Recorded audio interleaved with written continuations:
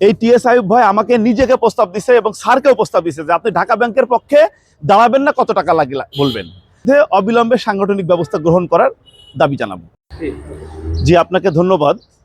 আমরা জেনেছি যে বাঘারপাড়ায়, যশোরের বাঘারপাড়ায় বিএনপির নির্বাহী কমিটির সদস্য, কৃষক দলের নেতা টিএস আইয়ুবের প্রত্যক্ষ তত্ত্বাবধানে বিএনপির জাতীয় নির্বাহী কমিটির সদস্য এবং সুপ্রিম কোর্ট বার অ্যাসোসিয়েশনের বারবার নির্বাচিত সম্পাদক senior advocate barrister Ruhul Quddus Kajal এবং আমি নূরে আলম সিদ্দিকী সোহাগ, আমি যুবদলের সাবেক সহ আইন সম্পাদক কেন্দ্রীয় কমিটি এবং দক্ষিণ যুবদলের যুগ্ম আহ্বায়ক, আমাদের ছবি সম্বলিত একটি ব্যানার, সেখানে আমাদের বিরুদ্ধে অবমাননাকর কথা লেখা সেই মিছিলটি করেছে। ইতিমধ্যে আমরা জেনেছি মহিলা দলের নেতৃত্বে যে মিছিল হয়েছে, সেই মহিলা দলের সভাপতি সেক্রেটারি তারা বলেছে টিএস আইয়ুব আমাদেরকে ব্ল্যাকমেল করে ওখানে ডেকে নিয়ে পিছনে ঝাড়ু টাড়ু সেট করে এভাবে মিছিলটি করিয়েছে।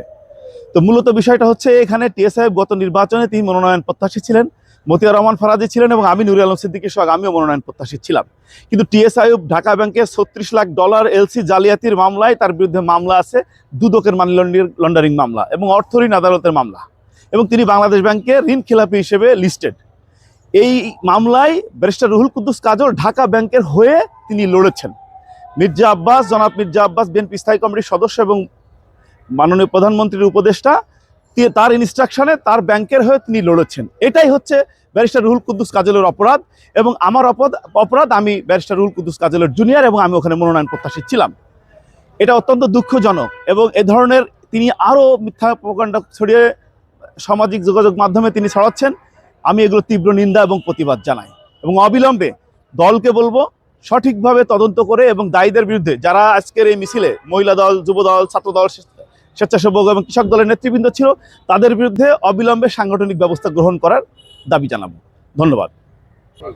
আপনাদের জানার জন্য, এই টিএস আইয়ুব ভাই আমাকে নিজেকে প্রস্তাব দিছে এবং স্যারকেও প্রস্তাব দিছে যে আপনি ঢাকা ব্যাংকের পক্ষে দাঁড়াবেন না, কত টাকা লাগে বলবেন, আর দাঁড়ালেও দাঁড়াবেন ঢাকা ব্যাংকের পক্ষে, কিন্তু আপনি সফট থাকবেন, অর্থাৎ ঢাকা ব্যাংকের পক্ষে হার্ট থেকে উনি লড়াই করবেন না, যেন টিএস আইয়ুবের পক্ষে যেন রায় আসে, এইটা উনি প্রস্তাব দিয়েছিলেন। এ ধরনের অনৈতিক প্রস্তাবে আমার সিনিয়র ব্যারিস্টার রুহুল কুদ্দুস কাজল রাজি হয় নাই, আমিও রাজি হয়নি। এ ধরনের প্রস্তাব আমি বলেছি অনৈতিক।